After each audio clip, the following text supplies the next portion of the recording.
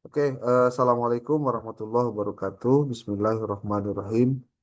Alhamdulillahirabbil alamin. Wa bihi nasta'inu ala umuri dunya waddin. Wassalatu wassalamu ala asyrafil anbiya'i wal mursalin sayyidina Muhammadin wa ala alihi washabihi ajmain. Rabbi shrah li sadri wa yassir li amri wa hlul 'uqdatam min lisani yafqahu qawli.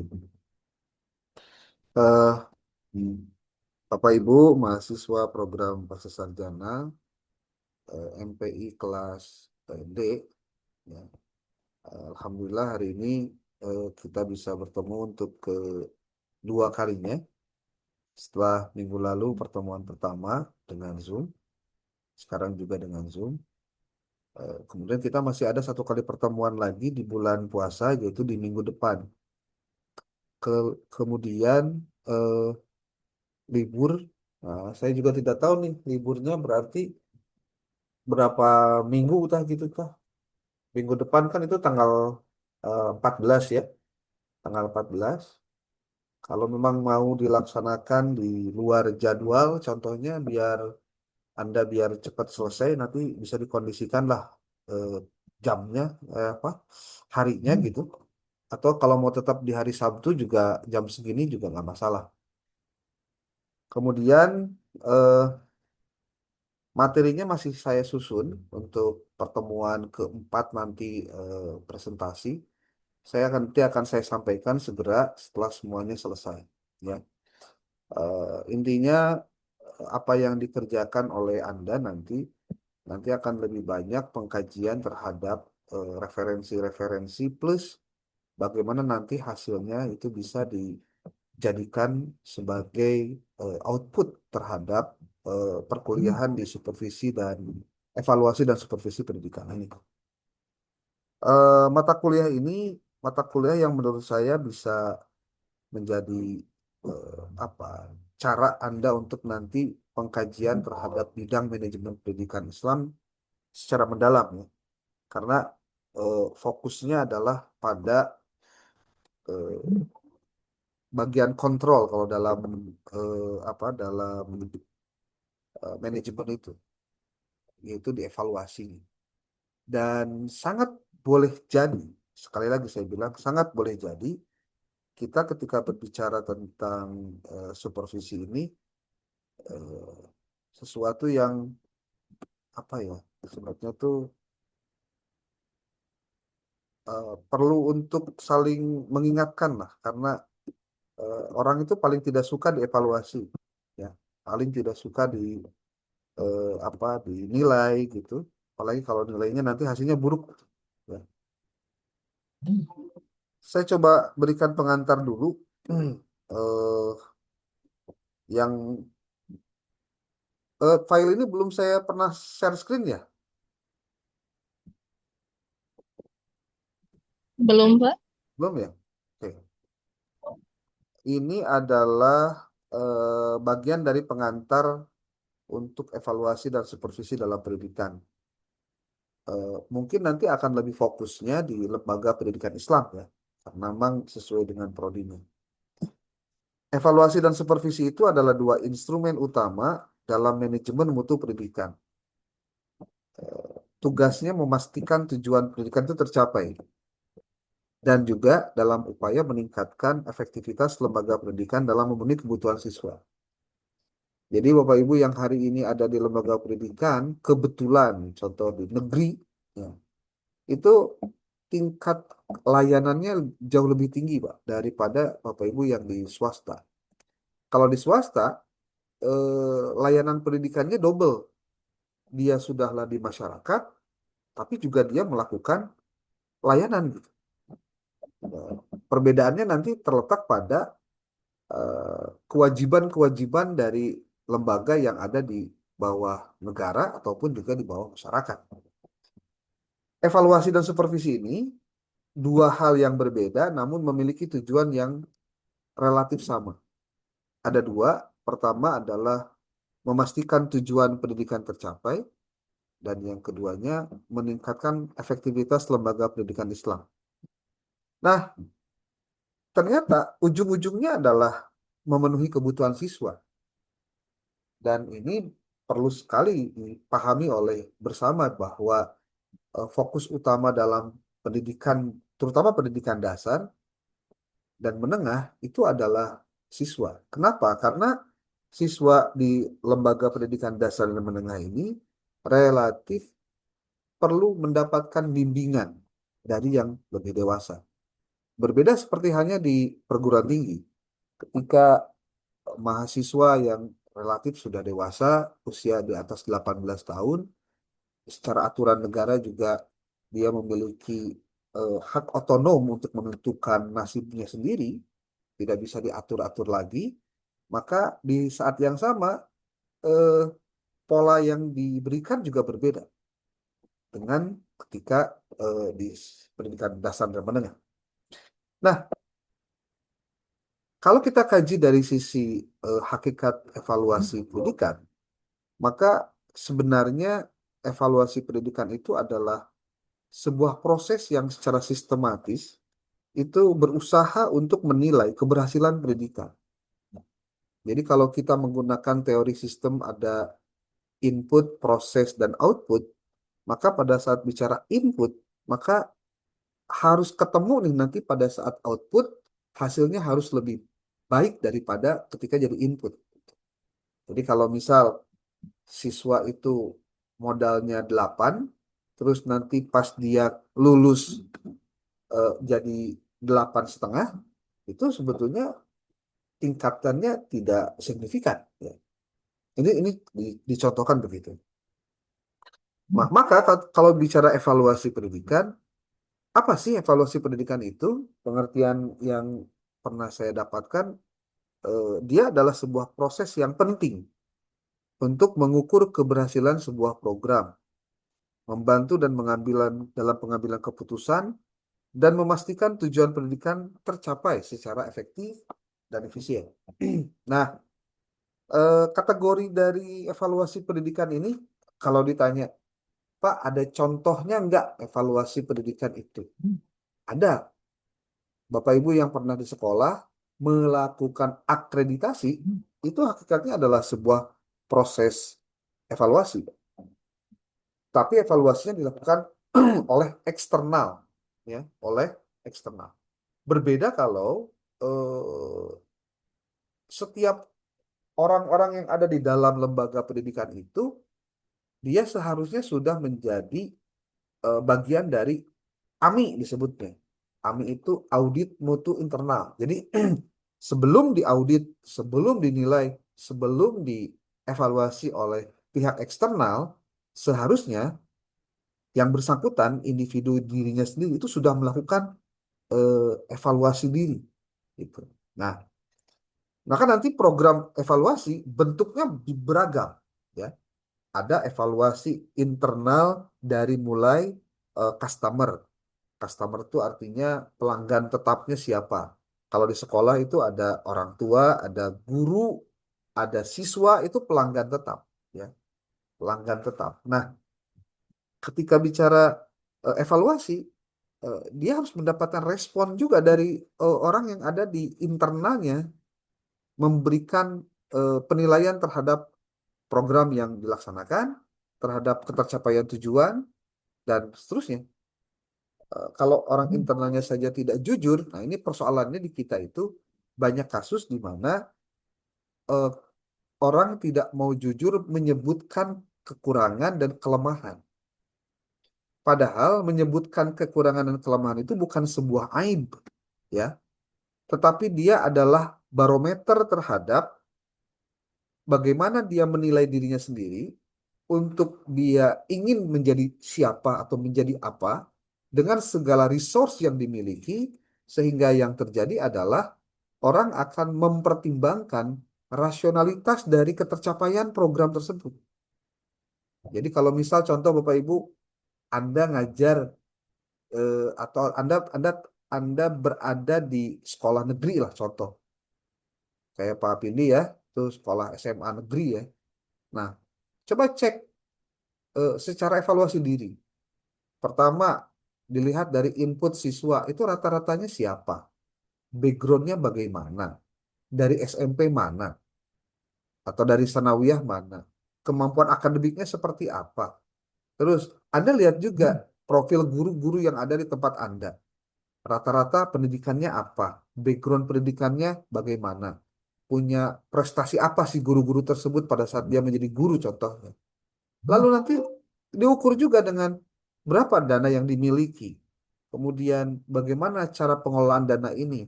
Bagaimana input dananya supaya tidak tersendat dan lain-lain. Sehingga nanti pada saat kita mengetahui modal sendiri, modal sendiri itu contoh kemampuan siswa kayaknya dilihat dari rata-rata nilai tesnya rendah contohnya. Terus guru-guru juga relatif dari sisi akademik kurang kurang oke, tapi dia punya kemampuan lain dari sisi seni contohnya atau olahraga atau dari sisi kegiatan keagamaan yang justru bisa dimunculkan menjadi sebuah kekuatan. Nah, dari sinilah orang itu ketika dia jujur menyebutkan apa kelemahannya, apa yang membuat dia harus memilih jalur ini contohnya, itu karena dia mengukur apa yang dia lakukan dengan yang dia miliki, gitu. Maka mengukur keberhasilan sebuah program pun itu dilihat dari ya, SDM yang dimiliki, sumber dana yang ada, kemampuan dari resource orang tua dan lain-lain. Artinya evaluasi itu penting dalam rangka mengukur keberhasilan sebuah program dan membantu dalam pengambilan keputusan. Nah, ini yang paling paling yang paling harus dipahami oleh para stakeholder pendidikan, terutama yang ada di sekolah ya, di lembaga pendidikan. Pengambilan keputusan itu dasarnya apa? Kalau dasarnya dari like and dislike, maka yang muncul nanti Anda akan membuat ada orang tertentu yang tidak suka atau membenci dari apa yang Anda lakukan. Jadi bukan saintis apa by data yang scientific gitu. Kalau misal data yang didapatkan itu berdasarkan cara-cara yang saintifik, kemudian pada akhirnya keputusan pun diambil secara saintifik, maka ketika terjadi tanda petik ketidaktepatan program, maka nanti evaluasinya juga akan fokus pada programnya, bukan fokus pada apa yang di luar program itu, seperti motif apa di balik semua itu. Nah, itu juga yang biasanya menjadi faktor tertentu yang bisa menghambat sebuah organisasi ketika dia memiliki program-program keberhasilan, ya, yang harusnya berhasil. Nah, evaluasi juga tadi saya bilang itu membantu dalam pengambilan keputusan. Jadi keputusan yang diambil itu harus berdasarkan pada evaluasi yang sifatnya saintifik, bukan evaluasi yang sifatnya subjektif karena persoalan suka tidak suka, karena persoalan dia itu mendukung atau tidak mendukung secara internal. Dan menurut saya ini sudah sesuatu yang harus dijadikan pola pikir yang baru gitu ketika bicara lembaga pendidikan. Ya. Nah, di samping itu, hakikat dari sebuah evaluasi pendidikan itu adalah dia memastikan tujuan pendidikan itu tercapai. Karena dievaluasi. Ya. Kalau dalam bahasa agama, istilahnya muhasabah gitu.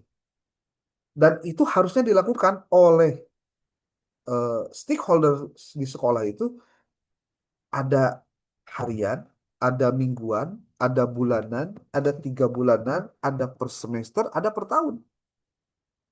Dan setiap orang yang ada di lembaga tersebut memiliki kewajiban untuk dia tahu bagaimana evaluasi itu bisa berhasil. Dan ingat, apa yang dilakukan di evaluasi awal itu kemudian dibahas lagi di evaluasi kedua untuk mengetahui bagaimana ketercapaian, hambatan, rintangan, dan godaan yang lain-lain. Oke, next.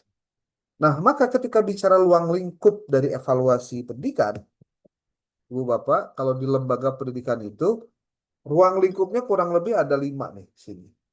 Ada yang terkait dengan pembelajaran, ada yang terkait dengan kurikulum, ada yang terkait dengan program, ada yang terkait dengan kinerja, bahkan ada juga yang terkait dengan kelembagaan. Dan ruang lingkup dari evaluasi inilah sebetulnya yang akan menjadi barometer keberhasilan. Sekali lagi, ini baru yang sifatnya general ya, general.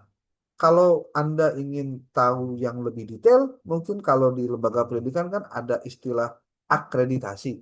Kalau dulu ada 8 standar nasional pendidikan, SNP.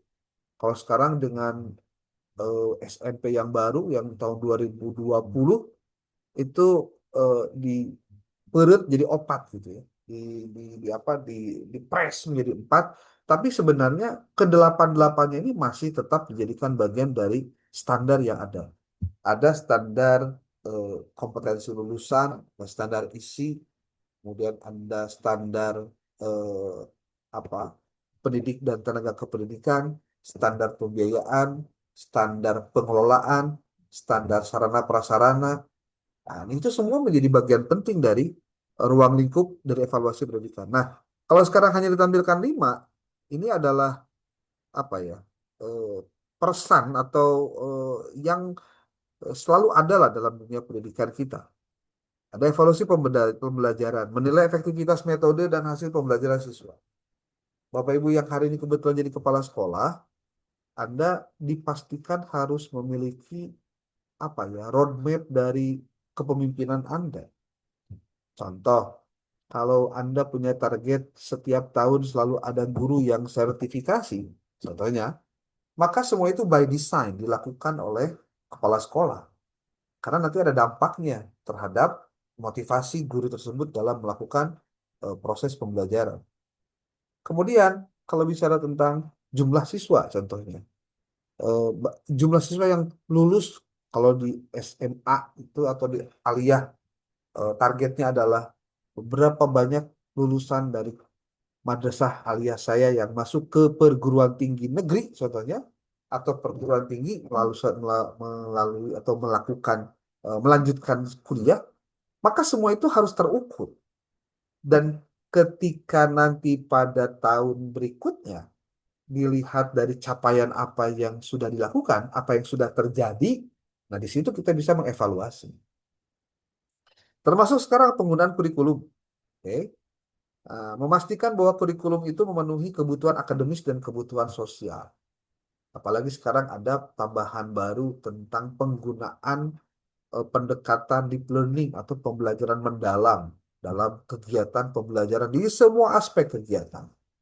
Kalau di Kementerian Agama ditambah lagi ada dengan insersi ekoteologi dengan kurikulum cinta, tambah lagi gitu, bayangkan.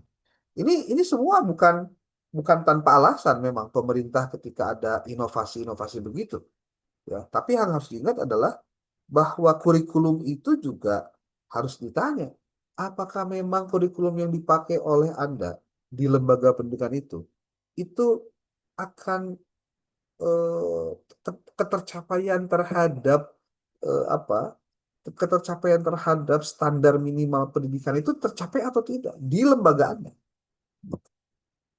Nah, kalau yang ketiga itu adalah evaluasi program. Nah, ini mungkin sebelum masuk ke situ, Bapak Ibu juga tahu ya, yang namanya lembaga pendidikan itu ada yang berorientasi pada akademik, kedua ada yang berorientasi pada non-akademik. Nah, non-akademik itu ada dua, ada yang berorientasi pada seni, ada yang berorientasi pada pada olahraga. Apanya? Fokus kegiatannya. Mual jauh deh dari tiga hal itu. Nah, ketika bicara program, maka kita bisa mengidentifikasi keberhasilan dan tantangan dalam program pendidikan. Contoh tadi, ketika Bapak Ibu punya input siswa dengan keterbatasan kemampuan, lalu termasuk juga guru-guru Bapak Ibu di sekolah itu juga memiliki keterbatasan dari sisi level pendidikan, contohnya, atau kurangnya prestasi kurangnya prestasi menjadi guru dan lain-lainnya, maka Anda jangan maksakan supaya sekolah Anda itu sekolah yang unggul dalam bidang akademik. Jangan. Anda harus tahu nilai keunggulan dari sekolah Anda, lihatlah dari resource yang dimiliki. Termasuk contohnya, yang harus dilakukan apa dong kalau gitu? Menjadi terbaik, menjadi dikenal, dan menjadi pilihan itu bukan semua urusannya selalu akademik, tidak. Boleh jadi karena seni, Boleh jadi karena kearifan lokal yang dilakukan. Dan memang tidak ada 100% satu sekolah itu disukai oleh semua orang, nggak ada. Ya, karena selalu ada peluang untuk menyukai lembaga pendidikan yang lain. Gitu. Oke, itu program. Nah, program-program ini, Bapak Ibu, perlu diidentifikasi. Seperti contoh, ketika jumlah siswa turun tahun ini, lalu diadakanlah kegiatan PMB, penerimaan murid baru. Dengan cara apa? Buka stand di mana-mana. Stand itu bentuknya ya kayak kafe kecil gitu. Kemudian ada proses wawancara untuk mereka yang ingin hari itu juga diterima. Baik itu gurunya ataupun juga siswanya. Baik itu siswanya ataupun juga gurunya. Ini juga dalam rangka apa identifikasi keberhasilan dan tantangan program pendidikan? Ya tadi, mengetahui tentang ketercapaian dari program pendidikan itu. Yang ketiga, yang keempat adalah evaluasi kinerja. Nah, kalau yang sudah ini sudah masuk pada ranah SDM-nya ya. Menilai kemampuan dan kontribusi guru serta staf pendidikan. Dalam hal apa? Dalam hal bagaimana dia memiliki performance dalam aktivitasnya. Hal ini penting sebagai cara kita untuk menilai kinerja dari staf kita, anak buah kita, atau sebutnya apa ya, tenaga pendidik dan tenaga kependidikan. Nah, yang terakhir, ruang lingkup dari evaluasi pendidikan itu adalah evaluasi kelembagaan. Nah, kalau sudah ngomongin kelembagaan berarti secara umum, baik lembaganya ataupun orang-orang yang ada di dalamnya. Nah, kita mengenal istilah apa evaluasi pendidikan ini dengan istilah-istilah lain. Ada asesmen. Kalau yang di madrasah pasti tahu tahun 2025 atau 2024 Kementerian Agama itu melaksanakan AKMI, asesmen kompetensi madrasah Indonesia. Nah, itu untuk mengetahui kadar dari kemampuan masyarakat madrasah khususnya, ya, supaya ada data awal. Dari data itu nanti ada muncul apa? Muncul keputusan karena lahir menjadi sebuah kebijakan. Dan yang terakhir, ketika sudah jadi kebijakan, diharapkan bisa meningkatkan kesejahteraan. Ujung-ujungnya ke sana sebenarnya. Ya. Nah, apa sih sebetulnya fungsi evaluasi pendidikan itu? Bapak Ibu bisa dilihat dalam slide. Evaluasi pendidikan itu fungsinya adalah pertama, mengukur keberhasilan pencapaian tujuan pendidikan yang ditetapkan. Itu pasti ya.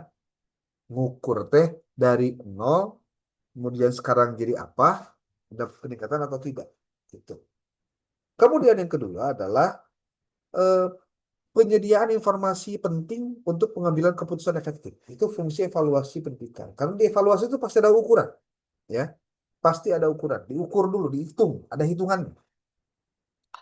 Yang ketiga, fungsi evaluasi pendidikan itu adalah dalam rangka perbaikan, meningkatkan atau menjadi dasar untuk meningkatkan program pendidikan secara berkelanjutan. Nah, istilah berkelanjutan kalau dalam bahasa sekarang mah sustainability gitu, itu sesuatu yang menunjukkan arah yang tidak berhenti pada satu titik, ya, tidak berhenti pada satu titik.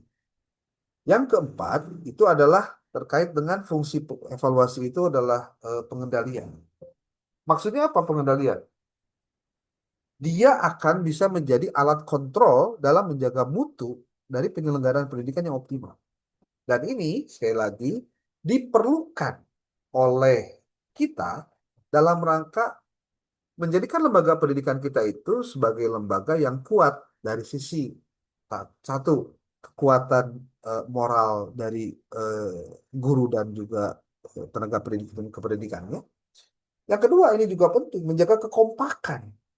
Kalau udah tahu nih bocornya di mana, ya kita jangan ngomongin bocornya sambil nunjuk-nunjuk ini sih yang bikin bocor bla bla bla. Ya bakalan orang menyelesaikan bocornya. Yang harus dilakukan adalah ya segera tambal dan segera action. Udah itu aja. Ya. Nah, fungsi evaluasi ada pencapaian, data, perbaikan, dan pengendalian ini. Inilah yang diharapkan bisa membentuk pada keberhasilan pendidikan itu sendiri. Di satu sisi itu adalah tentang evaluasi pendidikan. Nah, yang kalau sekarang ini bicaranya supervisi pendidikan. Anda bisa lihat di situ judul besarnya proses pembinaan profesional bagi guru. Awalnya begitu ya, awalnya begitu. Tapi nanti bisa dikembangkan dalam bentuk-bentuk yang lain. Kita lihat sebagai sebuah bentuk pertanggungjawaban akademis ya. Yang namanya supervisi pendidikan itu berperan penting dalam meningkatkan kualitas pembelajaran. Bapak Ibu jangan lupa, kalau negara bilang mutu pendidikan kita atau kualitas pendidikan kita itu sedang baik-baik saja. Nah, contoh ya, saya bilang, untuk mengukur mutu pendidikan, rata-rata faktualnya ngelihat dari mutu apa, Pak? Pasti dari mutu pembelajaran. Artinya, kalau kita mau nyebutin mutu pendidikan itu ya sebetulnya ngomongin mutu pembelajaran. Berarti what happened behind the class, apa yang terjadi di luar kelas, terjadi di dalam kelas, itu tidak ada yang tahu kecuali si guru dengan murid-muridnya.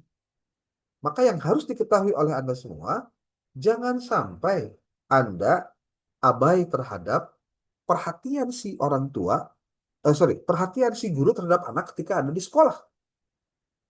Kenapa? Karena ini bagian dari proses pembinaan guru. Ingat, pembinaan guru. Nah, supervisi pendidikan ini sekali lagi berperan penting dalam meningkatkan kualitas pembelajaran.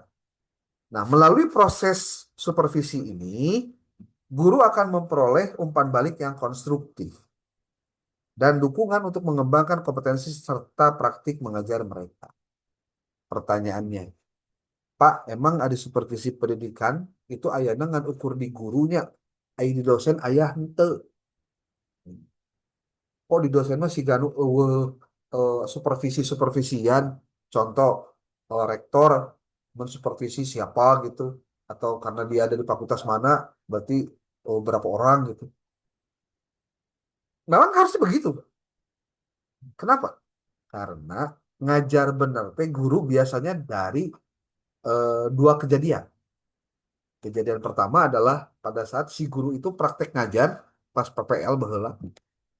Atau yang kedua, ketika guru itu disupervisi ada yang nongkrongin ngenilai dia. Itu pasti benar ngajar. Di luar etamah biasana ya sekali lagi. Kita ngelihat profil guru yang kayaknya nggak serius-serius amat ketika di kelas. Apalagi dengan alasan bulan puasa. Wah, ingin alasan segala gunung tuh. Nah, kenapa kualitas pembelajaran itu perlu ditingkatkan? Karena dengan melalui proses supervisi ini, si guru akan memperoleh umpan balik yang konstruktif. Nah, ini yang tidak banyak didapatkan oleh guru pada saat dia lakukan proses pembinaan oleh eh, kepala sekolah ataupun juga oleh eh, pengawas. Serta dia akan, si guru tersebut akan mendapatkan dukungan untuk mengembangkan kompetensi secara praktik mengajar mereka. Ingat, yang namanya lembaga pendidikan, ketika ada guru, maka dia tugasnya adalah mengajar. Gimana kalau ada guru yang kemudian jarang ngajar? Kedul ngajarnya ke kelas. Ya, kepala sekolah jangan abai lah. Ngomong sekolah negeri ini. Kudu tegas. Anda tuh mau nggak gitu, ngajar teh? Anda tuh mau nggak jadi guru teh? Eh, alasan inilah itulah ya. Tinggal kasih pilihan aja. Kenapa? Karena ketika dia tidak masuk, siapa yang jadi korban? Teh? Siswa. Kalau TU tidak masuk, ya palingan komputer yang bakal ngagorowok. Tapi kan orang lain yang bisa mengerjakan. Tapi kalau untuk siswa, nggak bisa, Pak. Ya, itu tadi bicara hakikat supervisi itu ya melakukan bagaimana pembinaan guru ya. Nah, kalau sekarang tujuan dari supervisi pendidikan itu apa sih? Yang pertama, satu adalah peningkatan kualitas pasti dalam hal proses belajar mengajar. Kemudian yang kedua, profesionalisme. Maksudnya mengembangkan profesionalisme guru melalui pelatihan dan umpan balik. Ini yang jarang banyak dilakukan. Sekali lagi jarang dilakukan. Dianggapnya bahwa ketika lakukan supervisi teh, wah itu mah nyari masalah supaya apa kita diketahui apa masalahnya. Nah, itu tidak ada sama sekali tuh pikiran-pikiran begitu. Yang ketiga adalah identifikasi. Apa maksudnya identifikasi tujuan dari supervisi itu? Tujuan supervisi itu adalah salah satunya mengidentifikasi masalah dalam praktik pembelajaran secara efektif. Berdasarkan apa? Ya, berdasarkan supervisi. Jadi supervisi itu orang menyebutnya ada istilah pendampingan. Tapi yang paling penting itu adalah pengawasan plus dengan pembinaan. Itu adalah supervisi. Jadi supervisi itu bukan untuk mencari kesalahan-kesalahan. Itu mah istilahnya audit ya. Kalau audit ya, karena auditor memang harus cari dan mendapatkan masalah. Dia dianggap gagal melaksanakan tugas dia sebagai auditor kalau dia tidak menemukan masalah. Nah, kalau supervisor nggak begitu, ya. Kalau supervisor tujuannya adalah untuk pengembangan profesi. Berarti ketika ada hal-hal yang keliru, dia akan sampaikan, Bu, harusnya begini, Ibu tadi begitu, Pak, ini aturannya, harusnya begini, Pak, nggak boleh begitu. Itu sebetulnya harus dilakukan, bukan malah sebaliknya. Jadi banyak nuntut lah, gitu ya. ABCD lah dulu nama. Tujuan supervisi yang keempat itu adalah meningkatkan efektivitas manajemen pendidikan melalui evaluasi berkala. Dan ini dalam konteks manajemen penting. Makanya supervisi itu ya pendampingan terhadap sebuah kegiatan agar kegiatannya sudah sesuai dengan tujuan kita. Bapak Ibu, jenis-jenis supervisi apa aja sih? Ada supervisi akademik, ada supervisi manajerial, ada supervisi klinis. Ya. Untuk supervisi akademik dengan klinis itu relatif sama, walaupun tujuannya ada bedanya. Malah sekarang itu ada lebih spesifik lagi ketika bicara tentang apa spesifikasi psikologinya lebih spesifik lagi tentang anak saja. Dah, tentang anak. Anaknya juga anak usia di bawah 18 tahun. Itu luar biasa. Jadi dia ahli di bidang itu, ya, ahli di bidang itu. Nah, bagaimana hubungan evaluasi dengan supervisi? Ini nih. Hubungan evaluasi dengan supervisi, dia memiliki hubungan yang baik-baik saja sebenarnya, apalagi dalam konteks peningkatan mutu pendidikan. Dua-duanya saling mengisi. Anda bisa lihat di sebelah kiri itu, evaluasi dan data. Evaluasi itu akan menghasilkan data yang esensial untuk memahami mutu pendidikan. Memiliki gambaran yang jelas tentang kondisi yang ada dan mendukung perbaikan yang diperlukan. Evaluasi ada datanya. Tapi kalau supervisi itu memanfaatkan data evaluasi untuk melaksanakan pembinaan yang efektif. Jadi kalau pengawas madrasah itu atau pengawas sekolah, dia ngayakin workshop, itu untuk sembarangan workshop sebenarnya, kudu nama. Tapi workshopnya itu berdasarkan pada kebutuhan yang memang dilakukan pada saat melakukan evaluasi. Jadi bahasa gampangnya gini, supervisi itu adalah hasil rekomendasi dari kegiatan evaluasi. Atau bagaimana PR dari hasil evaluasi itu kemudian naik ke bagian supervisi. Didampingi ke supervisi, dilakukan pembinaan. Nah, supervisi itu memanfaatkan data evaluasi. Untuk apa? Untuk melaksanakan pembinaan yang efektif. Supaya tepat sasaran. Contoh, guru-guru sekarang belum banyak yang paham tentang AI. Bisa nggak sekarang kita laksanakan dengan AI? Bisa. Gimana caranya? Kalau kita panggil orang lain yang berpengalaman, biayanya gede. Cobalah yang kira-kira buat pengenalan deh. Ya, sendiri contohnya. Ya sudah, nggak apa-apa. Yang penting tetap ketika bicara syarat dan ketentuan, dia harus melakukannya dengan sesuai prosedur yang berlaku. Itu hubungan antara evaluasi dengan supervisi. Nah, adapun bagaimana peran dari evaluasi dan supervisi dalam manajemen mutu pendidikan? Bapak Ibu bisa lihat di bawah tuh, evaluasi dan supervisi berfungsi penting dalam perencanaan. Nah, ini nih, dalam perencanaan. Kenapa? Karena perencanaan dulu. Mau ngapa-ngapa itu perencanaan. Jangan kejadian perencanaan beda dengan pelaksanaan, apalagi pas tindak lanjut tidak sesuai dengan perencanaan. Maka tindak lanjut itu adalah untuk memastikan keberlangsungan dan peningkatan mutu lembaga pendidikan yang berkualitas dan efektif. Ini adalah sebuah capaian-capaian yang harusnya dilakukan oleh setiap sekolah ketika dia bicara tentang evaluasi dan juga supervisi. Nah, apakah ada tantangannya ketika evaluasi itu dan supervisi itu dilaksanakan? Kan biasanya tadi dibilangin katanya orang tuh pada segan mau dievaluasi. Benar. Apalagi kalau sudah geledah-geledah, waduh. Tapi kalau ngomongin KPK contohnya, pas kejadian Bupati Pekalongan kemarin kena OTT, ya sudah wassalam tuh nggak bisa ngapa-ngapain tuh. Ya,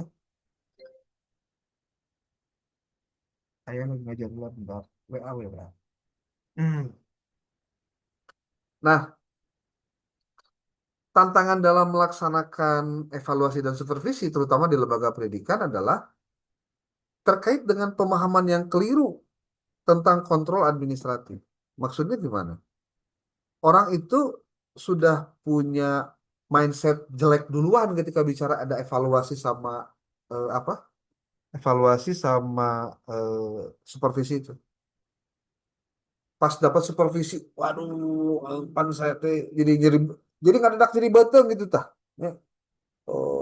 Pas suruh presentasi, suruh ngumpulkan berkas, wah beratnya minta ampun karena memang nggak ada contohnya. Ya, itu memang jadi bagian dari apa tugas negara untuk melakukan itu ya, mengontrol ya, mengontrol. Makanya kenapa kemudian sering banyak kejadian apa pengumpulan data, kirim lagi data gitu. Ya mungkin di satu sisi mungkin datanya hilang, tapi sisi yang lain memang untuk diupdate gitu ya.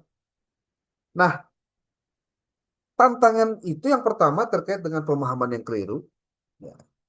Sehingga orang itu kalau bicara administratif, senang kamar-kamar gitu, senang nggak usah selalu serius. Susah kalau udah ngomong gitu, Pak.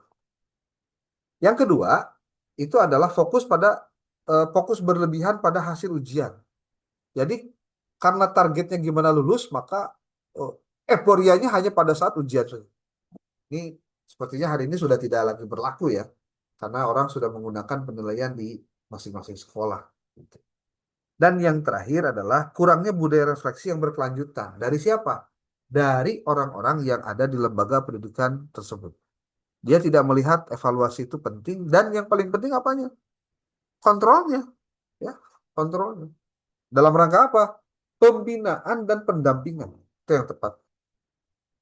Nah, maka kesimpulannya, Pak Ibu, evaluasi dan supervisi dalam pendidikan itu bahwa prosesnya harus terintegrasi, Pak, antara evaluasi dan supervisi.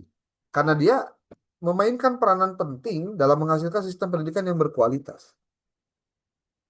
Kemudian juga dia dengan memastikan pengelolaan yang efektif dan penyempurnaan berkelanjutan dalam lembaga pendidikan. Disinilah mungkin hal-hal baik yang bisa diambil dari penjelasan tentang apa evaluasi dan juga supervisi pendidikan ini. Mudah-mudahan bisa menjadi bagian dari cara kita untuk melihat mata kuliah ini sebagai mata kuliah yang penting untuk dipelajari lebih lanjut, apalagi Anda adalah orang yang memang dari sisi profil lulusan itu akan menjadi apa eh, pemimpin ya, jadi pemimpin, termasuk konsultan, ya, termasuk manajer itu, ya. Oke, saya pikir slide-nya juga sudah habis. Mungkin ada yang mau didiskusikan dalam waktu yang singkat dan dalam tempo yang sesingkat-singkatnya. Silakan. Ada?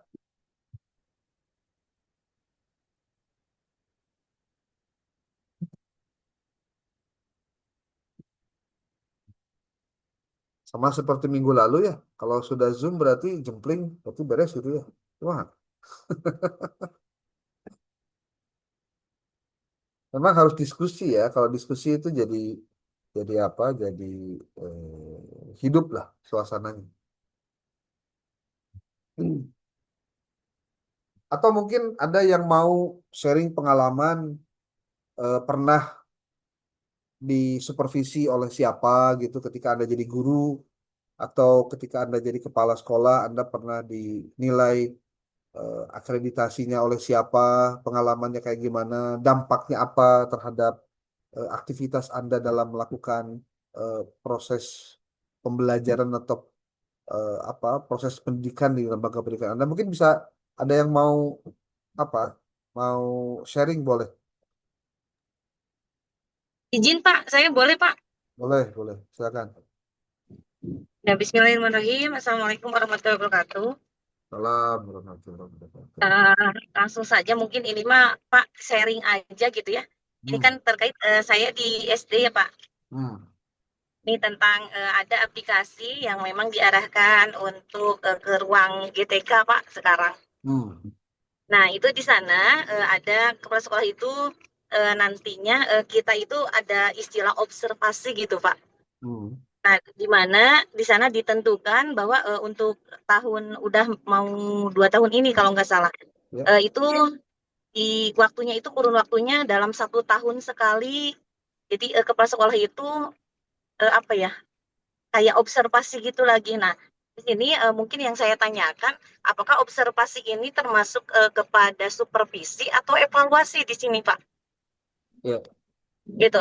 Soalnya memang ada tahapan-tahapan yang memang harus dilaksanakan oleh kepala sekolah gitu. Yang tahap awalnya kita itu menentukan jadwal untuk observasinya gitu. ya. Selanjutnya menyiapkan ADM yang harus nanti misalkan untuk masuk kelas juga gitu. Nah, kaitannya dengan supervisi atau evaluasi itu. Itu aja, Nah, Pak. Terima kasih. pertanyaannya gini dulu, Bu. Pertanyaannya gini. Aplikasi itu dipegang oleh siapa? Guru, Pak. Guru. Kita, iya. Yang melakukan Sama penilaiannya kepala sekolah siapa? juga, Pak. Jadi si kepala sekolah juga punya akun untuk bisa Iya, membuka akses hasilnya. ya ada. Ada, iya, Oh, itu. iya. Oke, Iya, iya itu, Pak. Terima kasih, Pak. oke. Ya, Assalamualaikum. salam. Kalau saya sih menduga itu adalah bagian dari evaluasi, Bu. Ya. Kalau evaluasi itu harus pada kesimpulan pengambilan keputusan. Ingat itu. Kalau evaluasi ya, evaluasi itu harus pada pengambilan keputusan. Nah, kalau ditanya bagaimana dengan tadi observasi yang dilakukan, penilaian yang dilakukan, saya sih menduganya itu evaluasi. Dari evaluasi itu kan nanti kayak gini, Bu. Ini kalau ada yang di SMA nih, Pak siapa? Ini Pak siapa tuh? Pak Pedri ya. Ini Itu di Pak Cep. SMA itu kan, Saya di SMA Pak. nih yang di SMA, Anda kan ada aplikasi yang oleh Pemprov ya, oleh Dinas Pendidikan itu terkait penilaian kepala sekolah yang dinilai oleh pengawas dan juga dinilai oleh sesama guru yang ada di internal. Ada ya, Ya, benar ya? ada Pak, namanya Ah, preview. Jadi nah, tiap 1 bulan sekali kita melakukan preview terhadap rekan dan ya. atasan. Nah, Pak Cep Mulyana itu kan bisa menurunkan apa ya sebutnya penilaiannya kan bisa fluktuatif, bisa tinggi, bisa turun. Tapi kalau kemudian dapat nilainya dia jelek karena mungkin karena random juga kan yang menilainya random, nggak ditentukan bahwa saya harus menilai si A, si B, si C, random Betul Pak. dan tidak diketahui juga siapa yang menjawabnya gitu. Ya kebenaran kalau misalkan ada yang julid dia dapat yang jelek ya itu masalah dia sendiri berarti nggak bisa ngantisipasi persoalan gitu. Nah, maksud saya itu bagian dari evaluasi Bu ya. Kalau kalau itu tujuannya. Sebab kalau bicara supervisi mah dari hasil evaluasi itu nanti kan muncul rekomendasi, muncul apa keputusan-keputusan. Kalau ternyata keputusannya adalah bahwa kepala sekolah ini perlu untuk diberhentikan sementara karena terdapat banyak kendala atau hal yang terjadi. Contoh, berarti ketika dia ada keputusan itu ya otomatis dia dipindah jabatan dulu. Kalau dia kebetulan guru, kemudian si guru itu mendapatkan apresiasi bagus, apakah didiamkan begitu saja? Nggak didiamkan. Justru dari situ dia harus ditingkatkan kemampuannya, ditingkatkan hasilnya.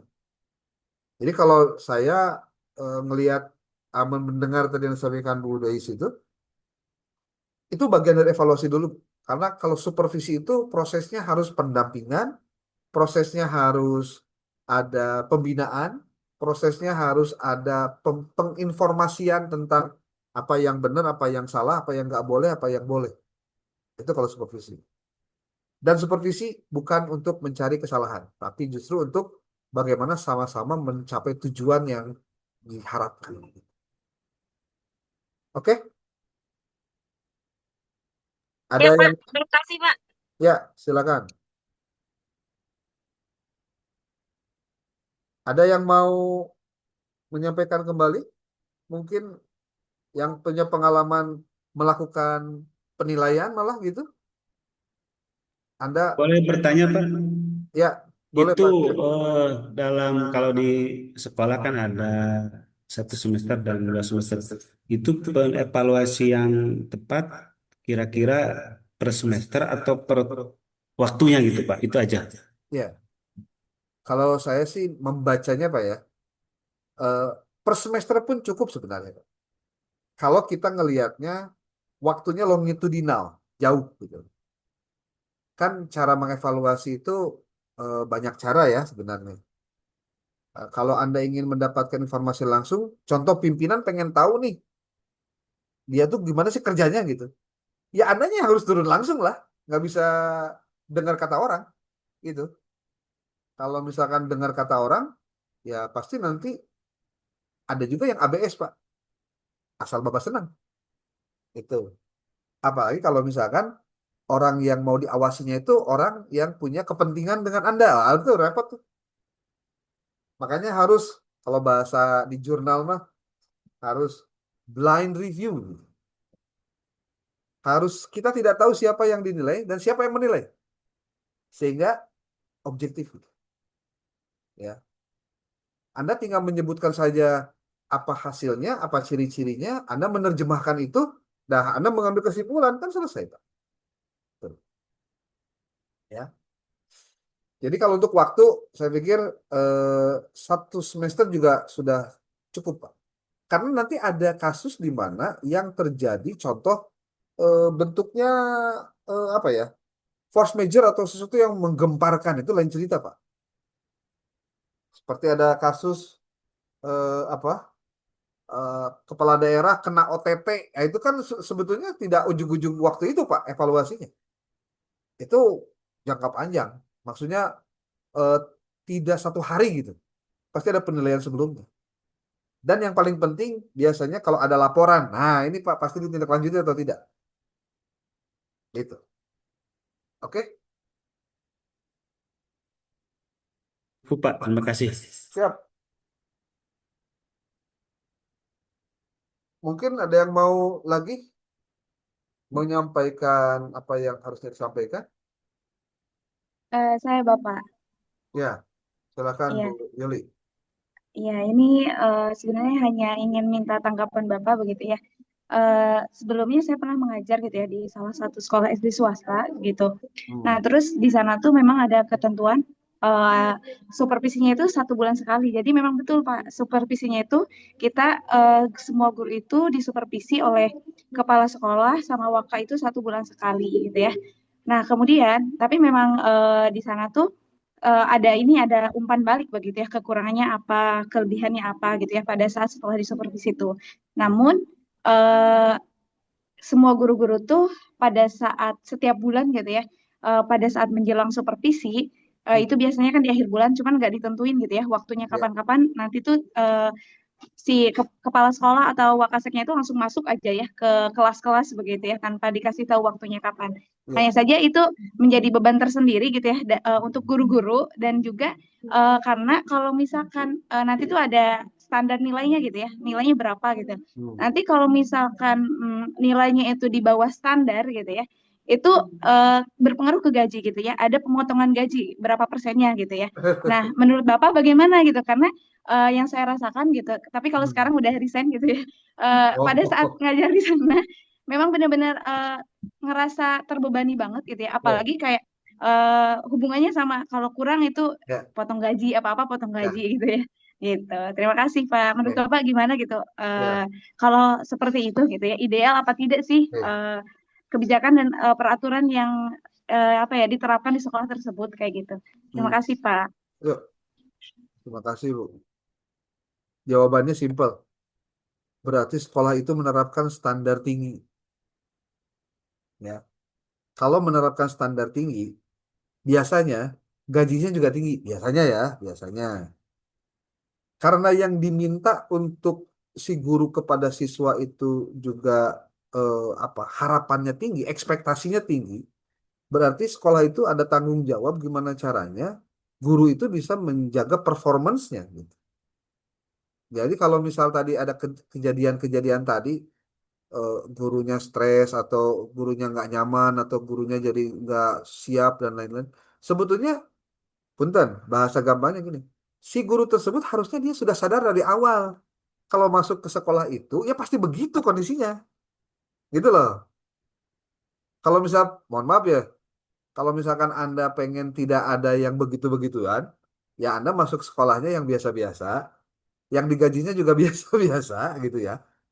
Yang boleh jadi Anda tidak akan terkenai persoalan administrasi yang begitu ketat atau kewajiban-kewajiban yang begitu.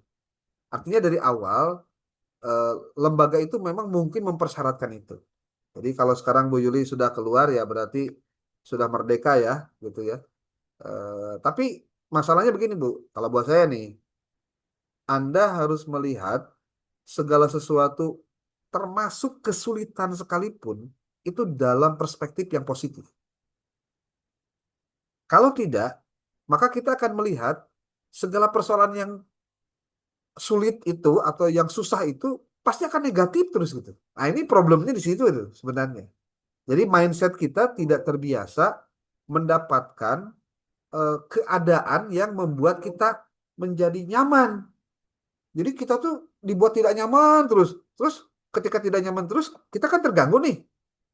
Udah terganggu, stres juga gitu, penuh tekanan. Akhirnya kita bilang, sekolah ini mah bawa edan gitu. Naon, ini QQ banget ya, QQ banget. Nah, jangan-jangan mungkin, sekali lagi, saya katakan, jangan-jangan mungkin problemnya ada di kita juga. Maksudnya, ketika kita berharap bahwa terjadi peningkatan kualitas pada diri kita, maka kadang-kadang perlu trigger dari pihak eksternal untuk ke kita.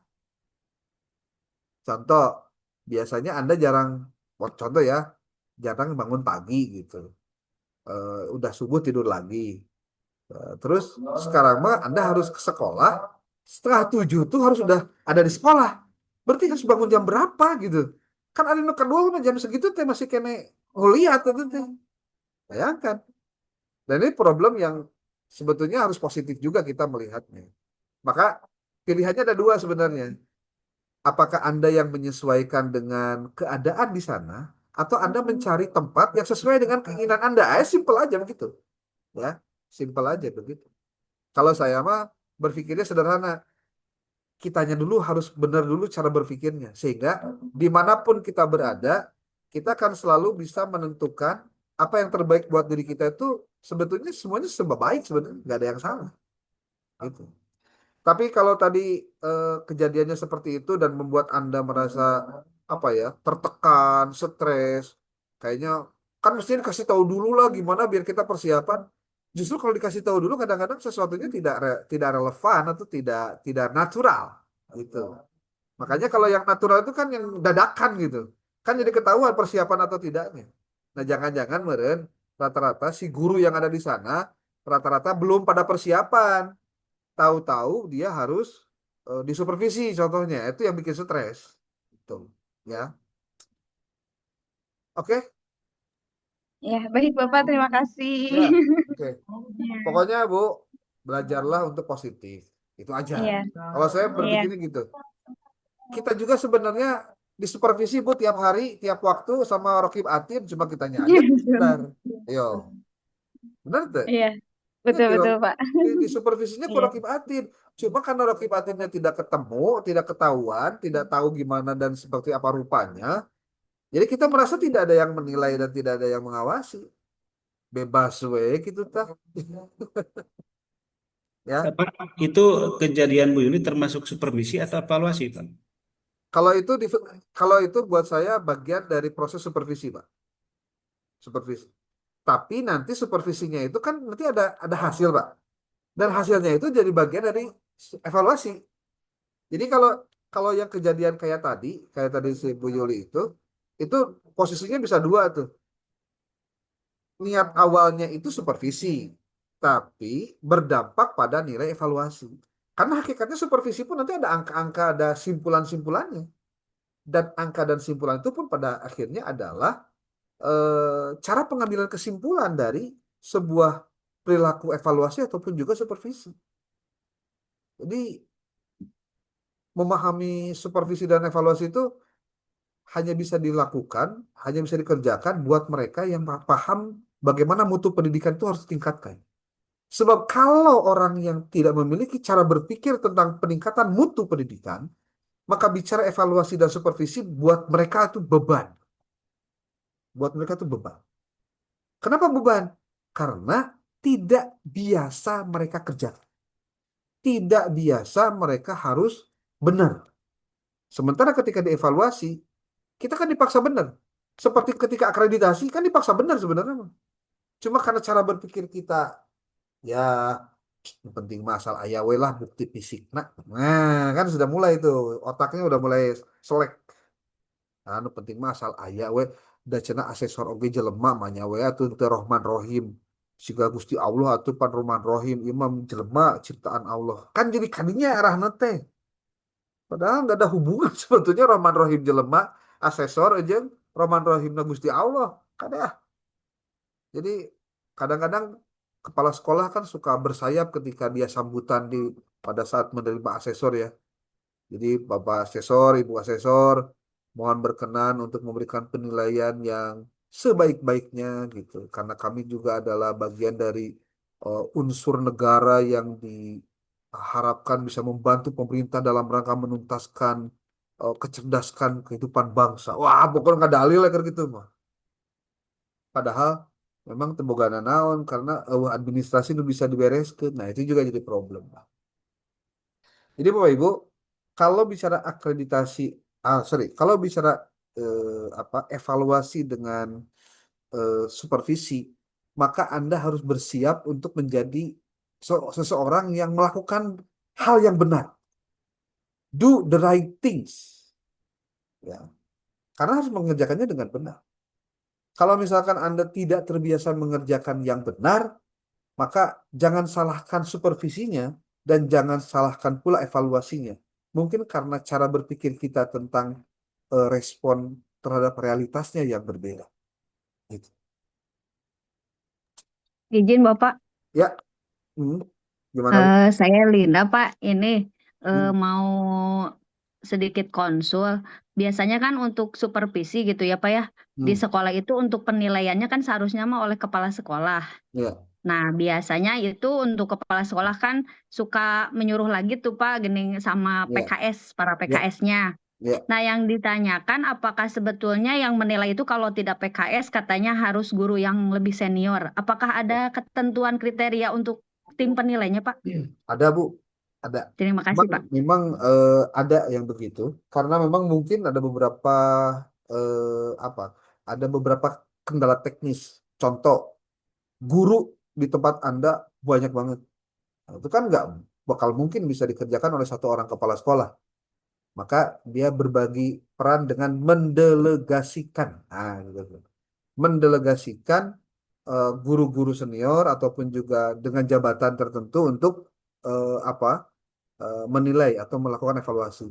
Tentu yang harus dilakukan adalah kita juga perlu untuk menjaga suasana kebatinan ya antara yang disupervisi dengan yang mensupervisi.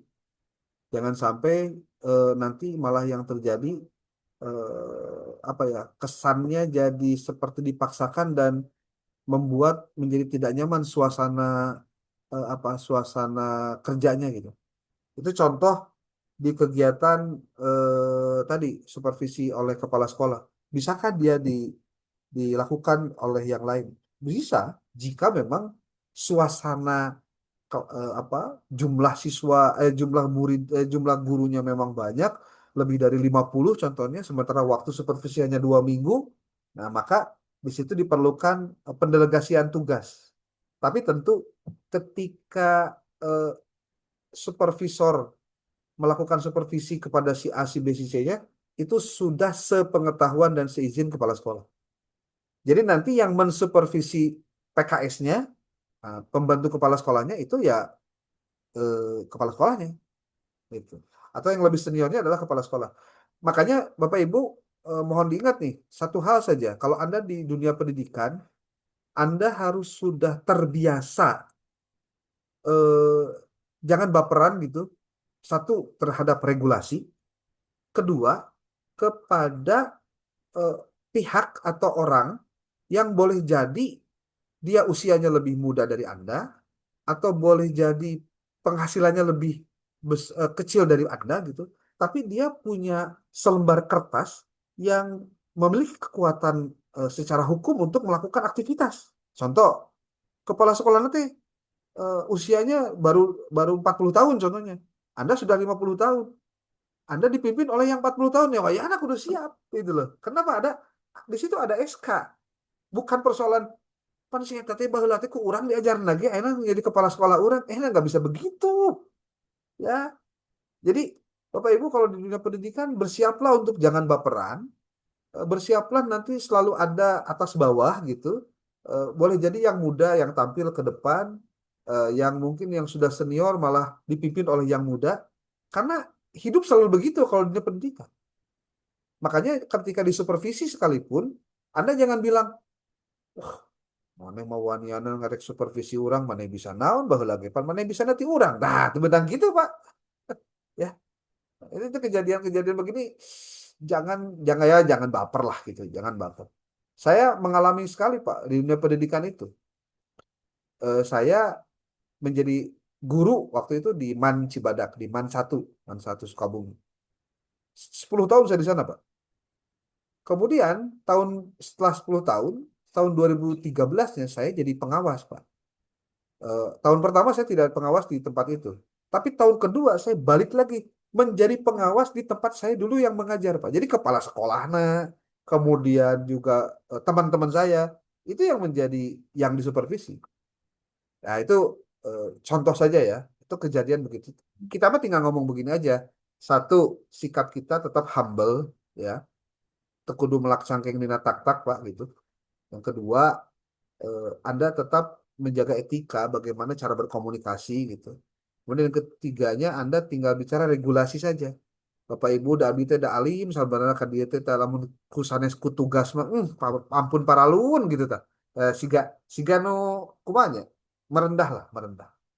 Tapi intinya justru kita sedang menjalankan tugas kita gitu. Oke? Baik, Bu terima Linda? kasih Pak. Ya. Bu Linda kepala sekolah bukan? Hmm? Bu Linda kepala sekolah? Calon, Pak, calon. Oh, calon. Wakasek kurikulum Pak. Oh, Wakasek kurikulum. Ya bagus tuh. Kalau Wakasek kurikulum kan memang cocok buat jadi siap-siap jadi kepala sekolah karena ngerti kurikulum.